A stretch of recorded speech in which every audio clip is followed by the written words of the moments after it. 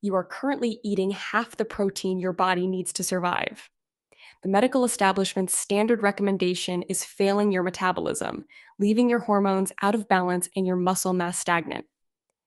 I have analyzed the latest data on muscle protein synthesis to pinpoint your true daily requirement. Stop guessing with generic charts. Here is the precise calculation to trigger real metabolic repair and reclaim your health through intentional, targeted amino acid intake. Mountain of chicken every day. And wait until you see the third method I have for you. It is a simple timing hack that changes how your body handles energy throughout the day.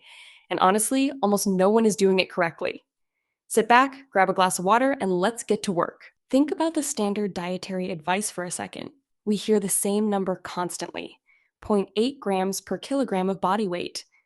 That is the recommended dietary allowance, or the RDA, but here is the problem. The RDA was never designed to be an optimal goal. It was designed to prevent acute deficiency diseases like scurvy or wasting in the general population. It is the bare minimum to keep you alive and functioning, not to help you thrive, build bone density, or maintain a healthy hormonal balance. The first step you can take today is moving from the RDA mindset toward a protein optimized lifestyle. You should be aiming for at least 1.2 to 1.5 grams per kilogram of your ideal body weight.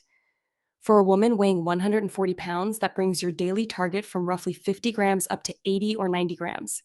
This shift is the easy win. It does not require extreme changes to your identity, just a reevaluation of your plate. You start by prioritizing protein at breakfast. Most women hit their lowest protein intake in the morning, relying on caffeine or carbohydrates to fuel them, which triggers a blood sugar roller coaster that lasts until dinner. Start by hitting 30 grams of protein within the first hour of waking.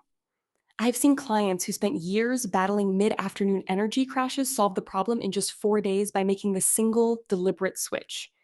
It stabilizes your insulin response, which keeps your brain sharp and your cravings for processed sugar at bay. But that is just the foundation. If you really want to change the trajectory of your health, you have to look at the physiology of female muscle preservation. This is where we level up. As women age, specifically approaching perimenopause, our bodies become increasingly resistant to the signals that trigger muscle protein synthesis. You might eat the same amount of protein you did in your 20s, but your body isn't using it the same way. A 2021 study published in the Journal of Nutrition found that older women required significantly more leucine-rich protein to achieve the same muscle-building response as their younger counterparts.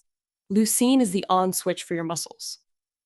It is the primary amino acid that tells your body to repair tissue after exercise or daily stress.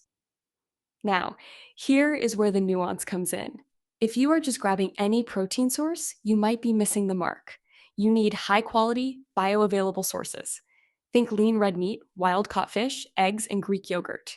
These sources provide the necessary density of essential amino acids that plant proteins, while healthy, often lack unless you eat them in massive, high-calorie volumes. When you consistently hit that higher threshold, you are not just building gym muscle, you are supporting your structural integrity. You are building the metabolic furnace that burns through glucose and keeps your hormones balanced.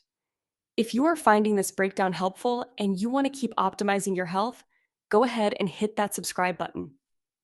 I drop deep dive videos like this every week to help you cut through the noise. Okay, ready for the one I have been saving? This is the third method, and it is the most effective way to ensure you never undereat protein again.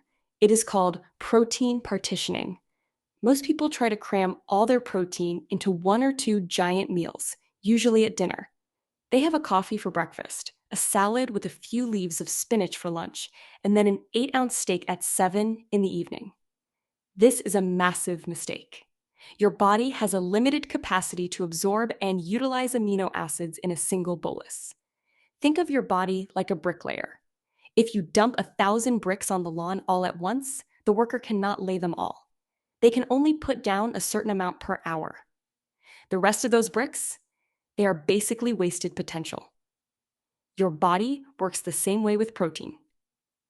By spacing your intake into 3 or 4 pulses of roughly 30 grams each, you are keeping a steady stream of amino acids in your bloodstream throughout the entire day. This creates a constant environment of muscle repair. It keeps your satiety hormones like PYY and GLP.1 elevated, which makes you feel fuller and more satisfied without any effort. That is the magic. I had a friend named Sarah who struggled with weight fluctuation for years. She switched from her erratic eating habits to this strict 3 meal partitioning method, and she reported back that for the first time in a decade, she wasn't thinking about food at 3 in the afternoon. She wasn't fighting her own biology anymore. She was feeding it. Think about that. You are not just adding calories. You are giving your cells the raw materials they need to maintain your metabolism. Once you see it this way, you cannot unsee it. You realize that most of our modern health struggles are not due to lack of willpower, but due to a subtle, chronic starvation of essential nutrients. So, to recap, move past the RDA and aim for 1.2 to 1.5 grams per kilogram of ideal body weight. Focus on high quality, leucine rich sources to turn on that metabolic switch. And finally, use protein partitioning to create a consistent 24-hour cycle of repair and satiety.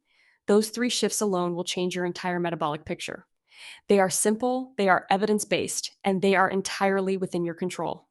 If this resonated with you, share this video with someone who needs to hear it, and hit that subscribe button so you don't miss our next deep dive into metabolic health. I have already started working on a project about the hidden impact of sleep quality on your glucose sensitivity, and trust me, you are going to want to see that. Take care, and I will see you in the next one.